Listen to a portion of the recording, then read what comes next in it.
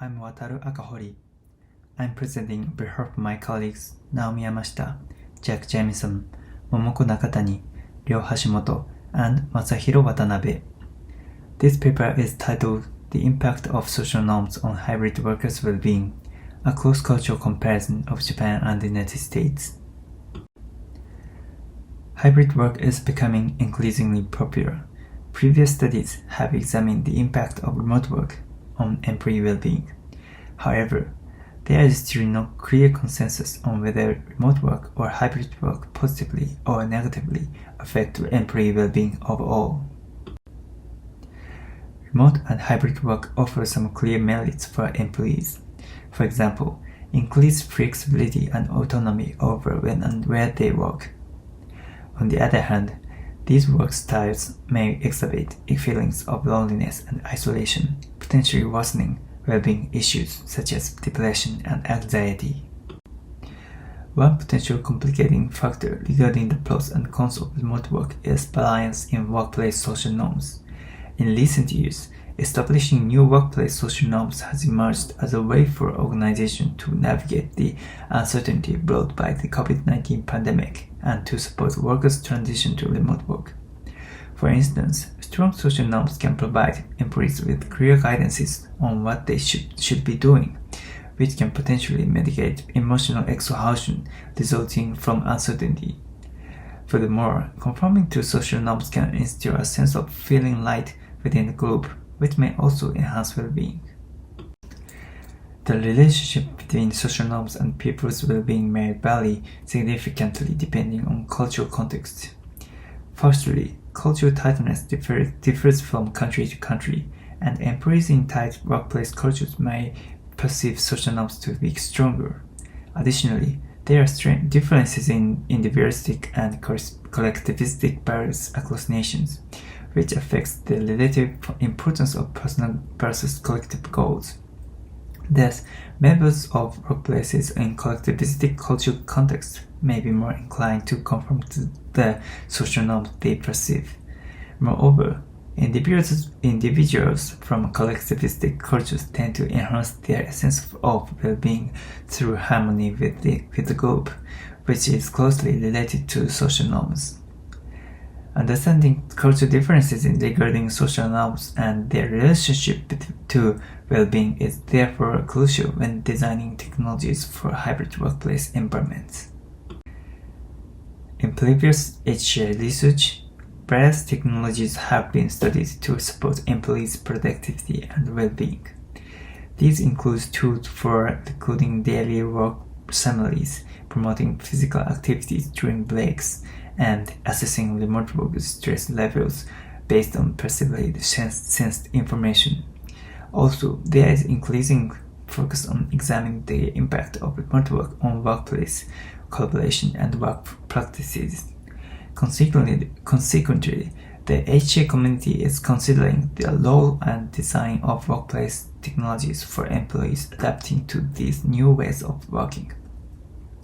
Previous studies have revealed that when using workplace productivity and well-being support technologies, employees may experience well-being challenges that stem from social factors, for example, social pressure and expectations from peers. Given that such social factors may vary across cultures, a one-size-fits-all approach may not be desirable. Therefore, our main objectives are twofold. One, to explore the differences in perceived social norms between Japan, which is relatively tight and collectivistic, and the United States, which is relatively loose and individualistic, and two, to investigate the relationship between these norms and well-being across those cultures. In this study, we adopt a mixed method approach to comprehensively understand the complexity of cultural influences.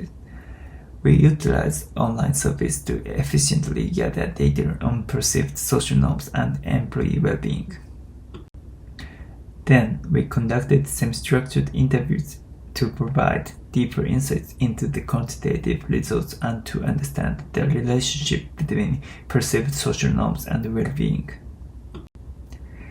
The results revealed that Japanese hybrid workers perceived workplace social norms to be weaker than their American counterparts did. They also exhibited lower motivation to conform to those norms and reported lower levels of well-being. The disparity in well-being aligns with previous research suggesting that the average well-being of Japanese individuals is lower than that of Americans. However, while prior studies indicate that the United States has weaker social norms compared to Japan, we observed that Americans perceive social norms regarding when and where to work more strongly than the Japanese did.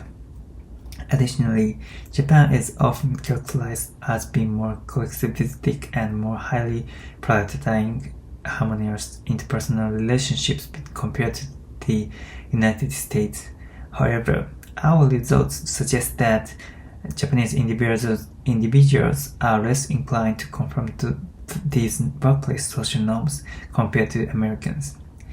Finally, there was no significant differences between Japanese and American participants regarding their expected frequency of remote work. This suggests that while there is no significant difference in reference behavior between Japan and the United States, there are differences in the perception of these social norms. To examine whether the relationship between perceived social norms and workplace well-being differed among hybrid workers in Japan and the United States, we conducted multiple regression analysis. We included interaction terms between country variables and each independent variable and covariate. The results revealed a positive correlation between willingness to conform to injunctive norms and overall well-being in both Japan and the United States. Similarly, there was a positive correlation between the strength of descriptive norms and overall well-being in both countries. Furthermore, a significant interaction effect between the strength of injunctive norms and country was observed concerning well-being. Next, to further investigate this interaction, we conducted simple slope analysis on this model. This analysis revealed that for American participants, strength of injunctive norms was positively correlated with overall well-being. However, for Japanese participants, the same relationship was not statistically significant.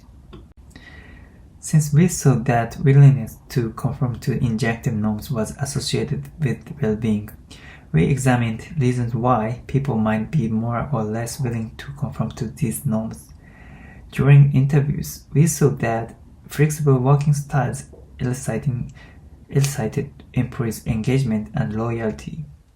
For instance, JP7 said the company's efforts to support flexible working styles were successful at increasing employee engagement.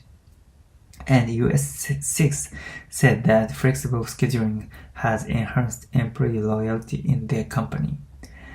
In sum, flexibility made it easier for workers to align workplace social norms with their personal values, which increased their willingness to conform to those norms. At the same time, interview results showed that having unified work styles had advantages for well-being. JP8 described that everyone on their team worked remotely on Fridays, and having that fixed and decided felt really good. Similarly, US1 described that it was important to align his office days with co-workers in order to foster good collaboration. In short, adopting the same work style within teams could establish employee routines and potentially have a positive impact on both productivity and well-being. It is important to be careful about strong injunctive norms, however. Japanese participants indicated that conforming to injunctive norms was often about avoiding negative feedback. For example, JP9 described adhering to some workplace norms to avoid being reprimanded. Similarly, JP3 described feeling confined by strong injunctive norms if the reason for that norms was not clear. Thus, strong injunctive norms that don't feel well justified may do more harm than good. On the other hand, American participants associated strong injunctive norms with clarity about how to do their job well, such as US aid here.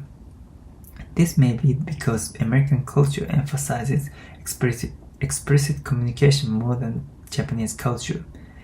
Thus, for Americans, the absence of strong, explicit injunctive norms can lead to uncertainty about appropriate behavior, resulting in feelings of anxiety.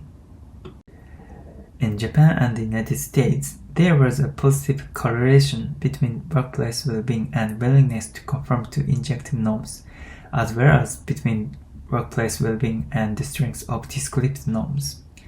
Regarding willingness to conform to injunctive norms, a design approach that caters to meeting team members' expectations could involve considering the Pygmalion effect. This is the phenomenon where expectations become a self-fulfilling prophecy. So communicating a strong injunctive norms about what is expected can lead to good results. For example, highlighting days of expected attendance on a scheduling software's user interface could potentially boost team members' motivation to attend on those days. In the United States, since strong injunctive norms were associated with well-being, this could be particularly effective. However, relying on strong injunctive norms may not be a good approach in Japan. Unlike the United States, there was no positive correlation observed between strong injunctive norms and well-being in Japan. Japanese interview participants expressed dissatisfaction with strong injunctive norms, suggesting that leveraging descriptive norms might be preferable. This could be accomplished using social proof. The tendency to view behaviors as more appropriate or correct when a lot of other people are engaging in such behaviors. Highlighting colleagues' office attendance days on a calendar using social proof can clarify descriptive norms, potentially boosting well-being through routine benefits from similar working patterns. Thank you for watching.